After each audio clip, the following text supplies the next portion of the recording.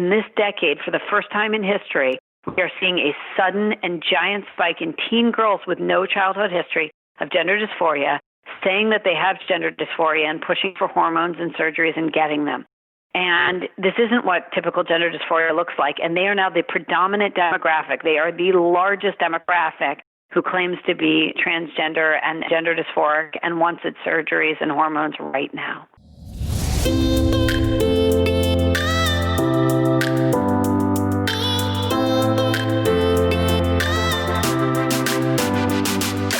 It's time for another episode of the Shaun Tabatt Show, a podcast where I connect you with thought leaders from across the globe, digging into some of my favorite topics like personal development, marketing, spirituality, and pretty much any other shiny object that happens to catch my attention. Today, my special guest is Abigail Shrier, and we're going to be discussing her new book, Irreversible Damage, The Transgender Craze, Seducing Our Daughters. Abigail, it is truly an honor. Welcome to the show. Thanks so much for having me on. Great to be here. Abigail, this is the first time you and I are meeting today, and I know you are going to be new to many people in my audience, so let's kick off our conversation with a bit of what we might call the Abigail Shrier origin story. For those of us encountering you for the very first time today, what are a few things we need to know about you? Well, I'm actually originally an attorney, although I haven't practiced in many years and now do journalism full-time. I got involved in this story not because I have any dog in this race, but a reader wrote to me and she asked me to write about it, and I couldn't find another investigative journalist who would take it up. And in terms of the journey from being an attorney to being a writer, like what moved you in that direction? I'm always curious when somebody's trained in one thing and ends up somewhere else. I've always loved to write and I've always written wherever I've been. I enjoy knowing about the law and writing about the law, and it was actually, I had written a piece about the law which had led this reader to write to me. It's really an advantage as being a journalist when you have a law degree because it's one more thing you can write about with some confidence. So when they passed gender pronoun laws in New York and California assigning criminal and civil penalties to anyone who misgendered someone, I pointed out in an op-ed for the Wall Street Journal, I pointed out that that's straightforwardly unconstitutional. In America, the government can't make people say anything at all, not a pronoun, and not for any reason. It can't even make you salute the flag. A reader wrote to me and she said, would you please take up this sudden spike in transgender identification among teenage girls? This is what happened to my daughter. And I tried to find another investigative journalist who would take it up, and no one would. And that's exactly what she told me. She said she couldn't. She had written to every journalist she could find, and no one wanted to do this. So that's when I looked at it more closely. And let's get right into kind of the thick of what's happening with preteen and teen girls today. One of the interesting statistics in the book is that among preteen girls aged 10 to 14, rates of self-harm are up 189% since 2010, nearly triple of what they were only 6 years before. What's shifting culturally where we're seeing this sudden behavior change amongst girls? Right. So we're seeing massive spikes in depression, anxiety, and all kinds of self-harm among teens and even tween girls. We've never seen this before. Tween girls where we have suicidal ideation and even suicide. And psychologists who've looked into this, like Jonathan Haidt and Jean Twenge, pinpoint it to the rise of social media and the access to it on their smartphones. We know that it's causing girls a tremendous amount of psychological distress to constantly feel less than the beautiful images they see online and that torment them sort of on a 24 hours basis. And also just to be constantly aware of what other people are saying about them, what parties they've been not invited to. It's a very cruel thing, social media, and unfortunately, it's really leading to a mental health crisis among teenage girls. Obviously, like you said, social media is one of those influences. Talk to us about peer influences. What are we seeing happen amongst larger groups of girls all at the same time? So, there have always been these peer contagions that girls spread and increase. That doesn't mean they're not real, but anorexia, bulimia, cutting, these are behaviors that a girl in distress may manifest. And what's sort of particularly dangerous about it is teenage girls tend to spread this behavior and increase it in each other. And part of it has to do with the way girls socialize. They really tend to take on each other's pain, whereas boys will just sort of, ignore their friends' distress or not dwell on it. Girls want to dwell on it.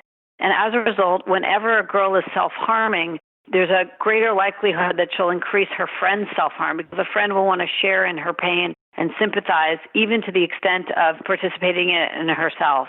And we're seeing that now with trans identification, which is the latest and really startling epidemic among teenage girls.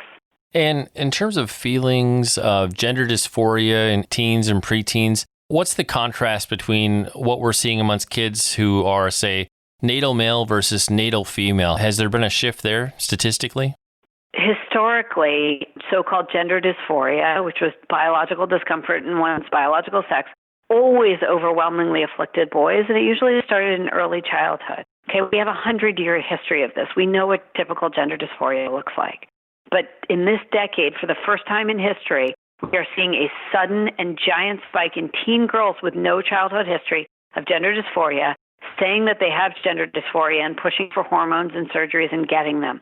And this isn't what typical gender dysphoria looks like. And they are now the predominant demographic. They are the largest demographic who claims to be transgender and gender dysphoric and wants its surgeries and hormones right now. And I'd be curious to have you comment as well about for kids who maybe don't have their gender dysphoria affirmed or confirmed, if you will, by their peers or parents or whatnot. Do kids at some point potentially outgrow that? What does that look like if a child is suddenly removed from those influences?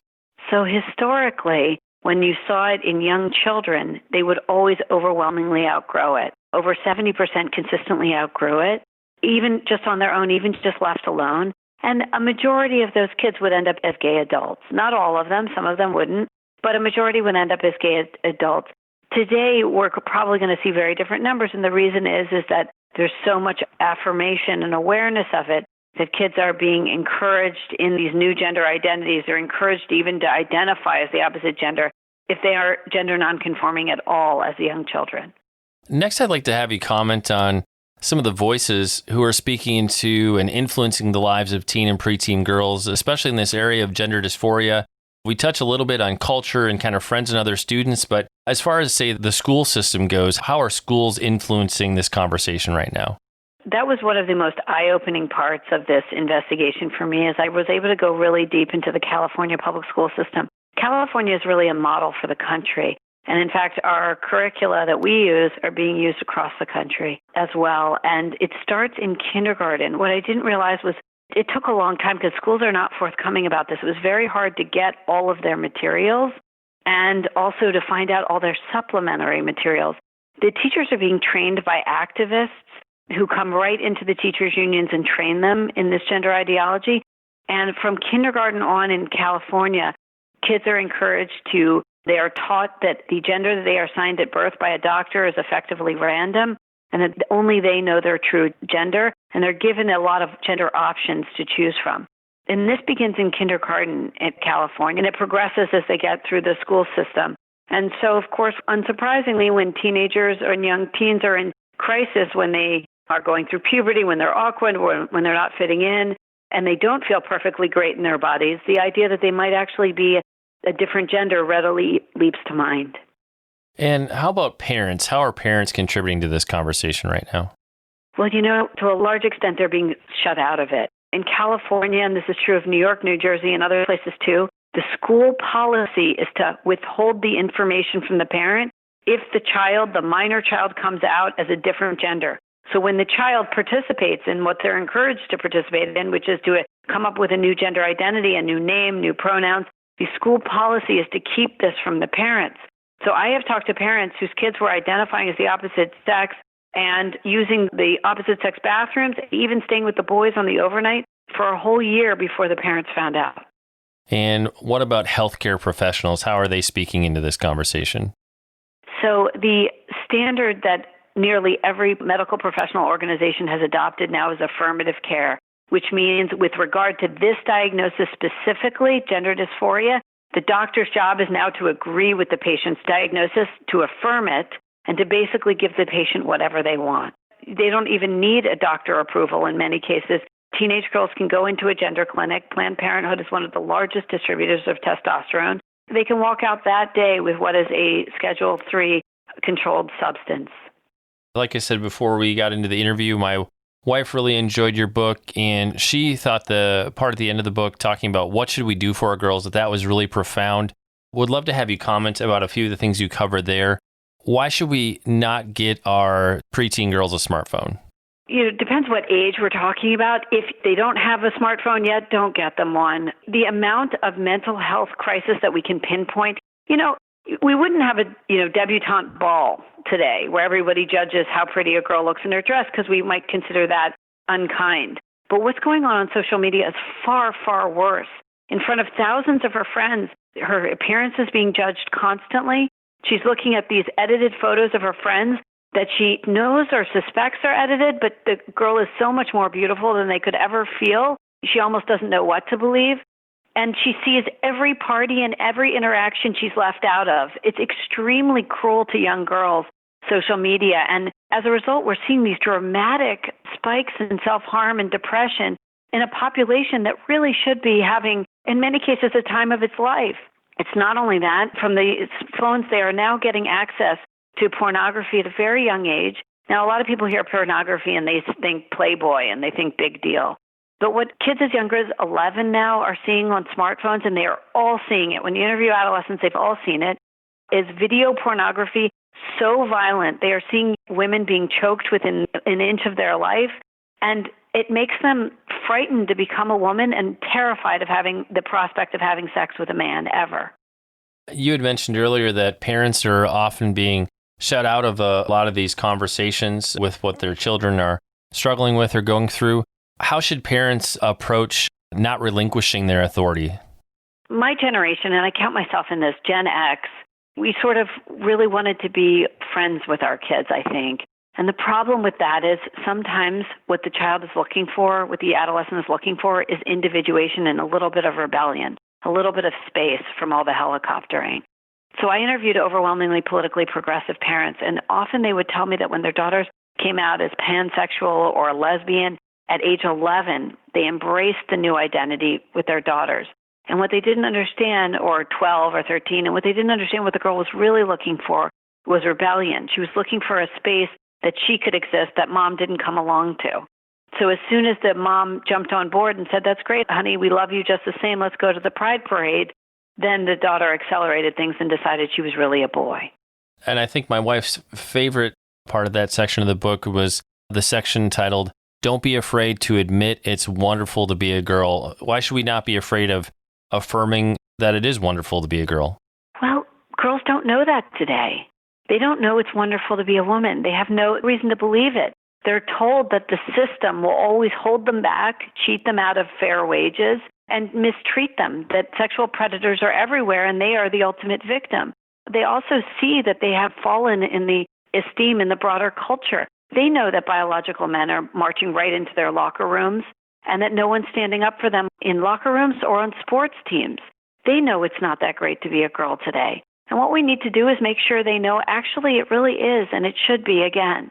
And we really need to do a better job of safeguarding girlhood and not make every tomboy, what we used to call tomboy, feel like she's imperfectly female or somehow failing womanhood. She isn't. And we need to make sure they know that. And Abigail, I know you've already done a wide range of media for this book. What are one or two things that you wish people would be asking you but haven't yet? I would assume a lot of us focus on the same questions. Oh, that's a great question. One thing that people don't ask me, I think this is an issue that should be depoliticized. So I wrote the book I left politics and religion out of the book. And I wish that this issue were really addressed in a more apolitical. I know everything is political today, but girls across the board, from liberal parents to conservative parents, are facing this. Okay, it is an extreme form of self-harm. It's a social contagion that is absolutely, the numbers are startling. They are really significant. We now have 2% of high school students, 1.1 million American kids saying they're trans, and we have reason to believe that number is going way up. Okay? That's a huge spike, okay? And it's not something that's about being conservative or liberal. All parents who care about their kids really are concerned because the drugs that they're put on are terribly dangerous. The damage is irreversible. So I really think that around this issue, this is something that where we really should leave politics behind and just focus on getting girls help they need and stop feeding this epidemic. With this type of a book, it's impossible to not poke the bear, so to speak. How have people mischaracterized this work or presented things about this work that weren't quite how you intended it? That's interesting. I'll tell you something. I get a lot of quiet thanks and praise for the book. So my messages on Twitter are flooded with thank yous from parents, but also even transgender adults who say, we don't like the activists, we don't like what they're doing, and we're really grateful that you presented such a reasonable book. Have there been people who have characterized it as transphobic? Of course, but really only the activists. I've been very grateful for the many wonderful transgender adults who have come out in defense of the book, some of them quietly, some of them publicly, and stated this has nothing to do with transgender adults and it has nothing to do with being anti-trans or transphobic. It's really just about an imitative phenomenon. It's young teen girls trying to diagnose their own distress. And just like they did with multiple personality disorder, they're misdiagnosing it as gender dysphoria. That's how they're characterizing their pain. But really, they have a lot of other mental health issues that badly need to be addressed. And Abigail, if you had to sum it up, what's that big idea, that call to action that you want every single reader to take away from the pages of this book? I think the thing to take away is that young teenage girls now are in terrible pain, and we really need to do everything we can to help them. And we don't, stop just because you support LGBTQ rights, which is a wonderful thing to do. It doesn't mean if your daughter's in distress, if you see she's in pain, and you don't believe this is right for her, if it does not seem like real gender dysphoria, you don't have to go along with it, and you can stand up to it. You should stand up against gender indoctrination in the schools, which is confusing a generation of children. Just because we show compassion for transgender children in the school system does not mean we need to indoctrinate an entire population in gender confusion, and we really need to start protecting our daughters. And Abigail, where can the listeners go online to connect with you and find out more about the book? Abigail Shrier. I'm at Twitter under Abigail Shrier, and the book's available at Amazon, Barnes & Noble, and wherever books are sold. And like we do with every episode, we'll have detailed links in the show notes, places where you can connect with Abigail and pick up your very own copy of the book. It's time to bring this episode of the Shaun Tabatt Show to a close. Many thanks for being a part of my conversation with Abigail Shrier. Once again, our book today was Irreversible Damage, The Transgender Craze Seducing Our Daughters. For more on Abigail, head on over to Twitter and follow her there. And like she said, the book is available pretty much wherever books are sold. Abigail, I just want to say thank you so much for sharing with us today. It's truly been an honor to have you on the show. Thank you so much. Take care.